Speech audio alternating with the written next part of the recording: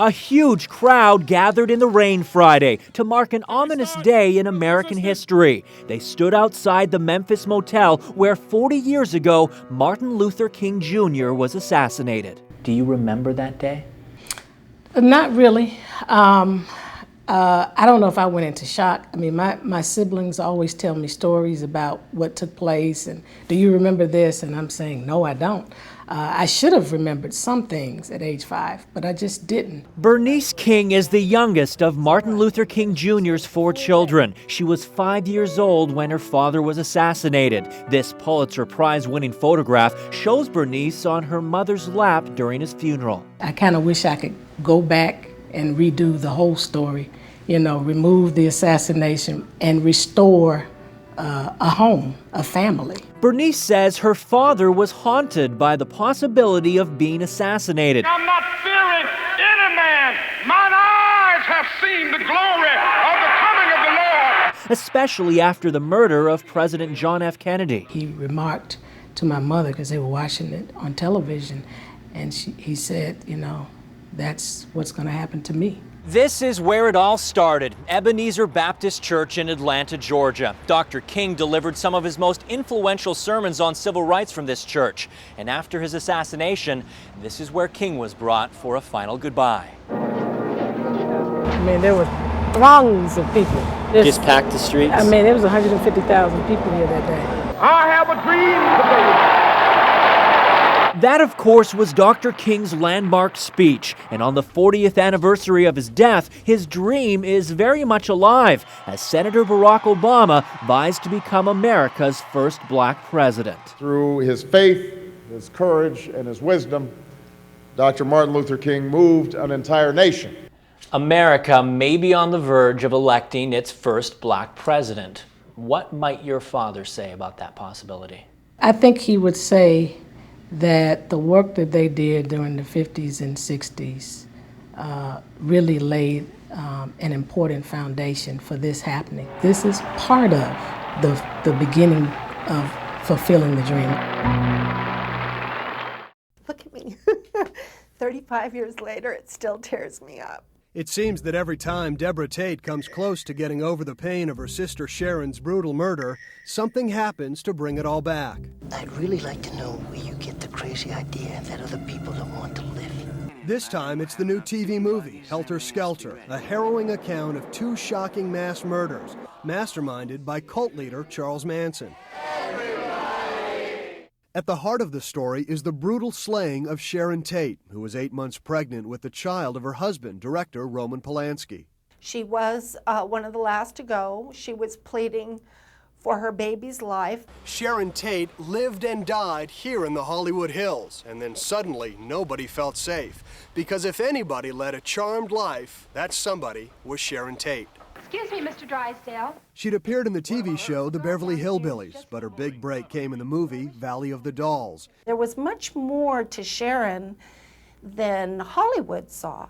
They only saw the physical beauty. She was extremely loving, nurturing. When she was a young woman, she would take me with her everywhere, include me in everything she did. Sharon was murdered on the night of August 9th, 1969. Deborah had planned to visit Sharon that night, but her plans changed, and that may have saved her life. I could have been killed.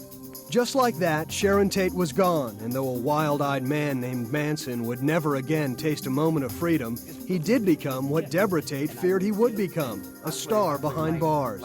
People who commit heinous crimes are not icons. They are not superstars. But movies such as Helter Skelter, as well as jailhouse interviews and parole board hearings, have kept Charles Manson in the headlines for more than 3 decades. Yes, they should stay in prison for the rest of their lives. This is Deborah Tate testifying at a Manson-related parole board hearing some years ago. She makes it her business to be there every time the man behind her sister's murder comes up for parole. I just wanted to look in his eyes.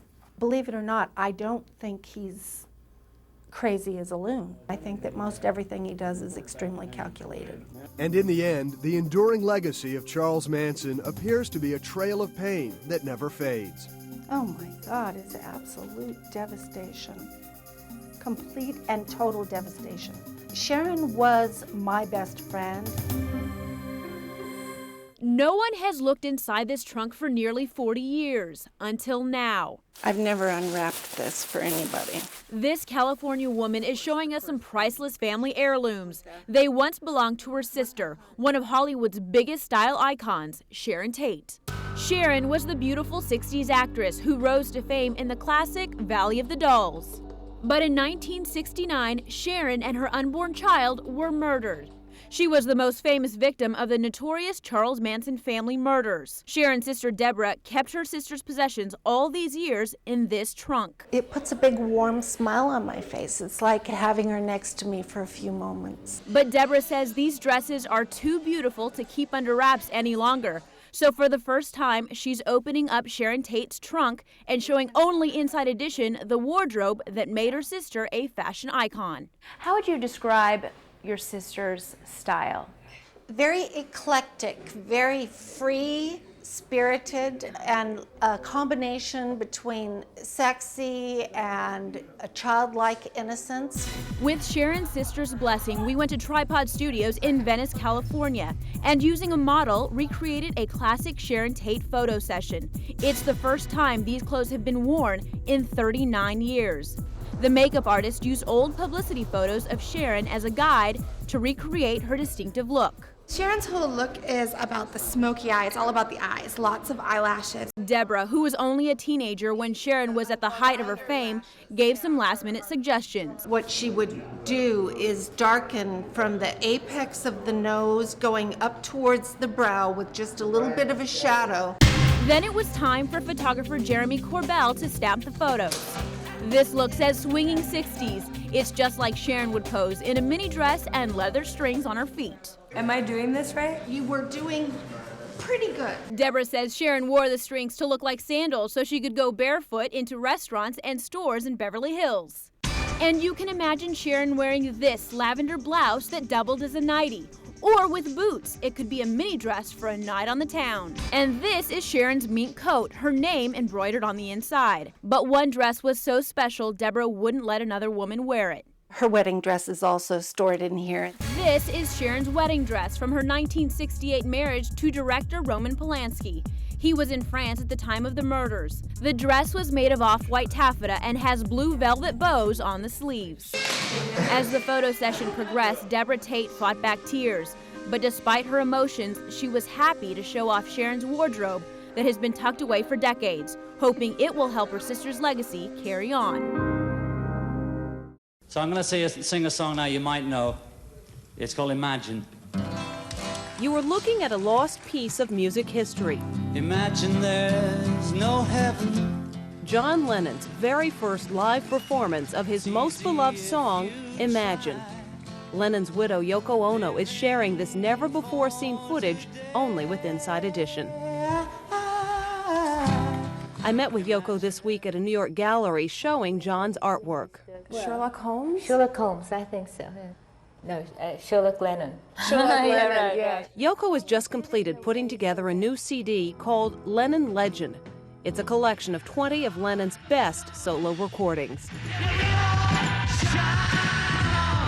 Describe for me how his work differs in his solo career from his earlier time when he was with the group.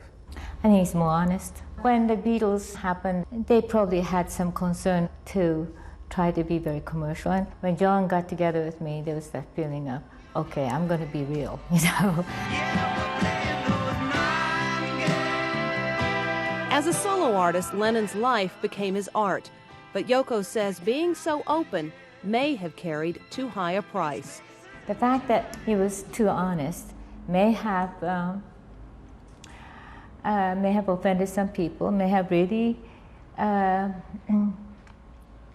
shortened his life. I don't know.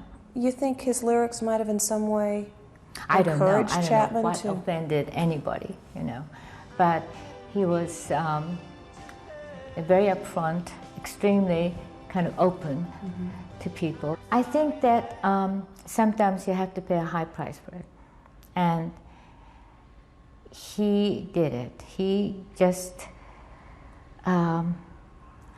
gambled on it, I think. In 1970, John recorded what would become his trademark song, Imagine. Soon he was invited to perform it at New York's legendary Apollo Theater. And while introducing the song, John was his usual witty self. Some of you might wonder what I'm doing here with no drummers and nothing like that. Well, you might know I lost my old band, or I left it. I'm putting Backstage, Aretha Franklin came and said hello to John. I was just watching Aretha and John just sort of chatting away. I thought, it's great, you know, I'm seeing something great. In 1975, John put his solo career on hold to raise his and Yoko's son, Sean. But in 1980 came the comeback album, Double Fantasy. We really felt like we were starting over. And little did we know that it was going to be cut off so quickly. And then the shooting happened. Does it ever make sense? Is anything like that ever? No, I mean, it's just a very sudden thing. It was so sudden, and I think that was very difficult for me. John's beautiful boy, Sean, is now 22. And in May, Sean will follow in his father's footsteps and release his first album. The comparisons will be inevitable. I think so. I'm just watching it and just praying that things are going to be all right for him. And how old will Sean have been at this time? 3. Today, carrying on the Lennon legend is one of Yoko's missions. And she believes John's message has the power to inspire a whole new generation.